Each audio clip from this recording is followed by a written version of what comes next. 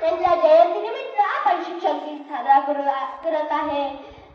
आपल्या भारत देशामध्ये 1965 सालापासून शिक्षक दिन साजरा करतात. एक प्रसंग मी तुम्हाला कायम सांगू इच्छिते. एकदा सर्वपल्ली राधाकृष्णन असेच बसलेले होते व त्यांचे काही जुने विद्यार्थी त्यांना भेटायला आले व ते त्यांना म्हणाले, सर, आम्ही तुमचा वाढदिवस साजरा करू इच्छितो. तेव्हा सर्वपल्ली राधाकृष्णन म्हणाले, तुम्ही माझा वैयक्तिक वाढदिवस साजरा करण्यापेक्षा तो दिवस शिक्षक दिन म्हणून साजरा करा. तेव्हापासून आपण शिक्षक दिन साजरा करतो. आयुष्याच्या कोऱ्या कागदावर सजवतात ते सुरेख नक्षी. गुरूंच्या ठायी शिष्य घडती. इतिहास आहे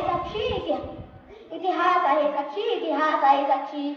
मित्रांनो, गुरु हे आपल्या मनातील एक आदरणीय कोपरा असतो आणि आपल्या मनातील आदरणीय कोपऱ्याला आपण कायम जपून ठेवले पाहिजे, कारण हाच आपल्या मनातील आदरणीय कोपरा उद्याच्या पिढीचा शिल्पकार आहे.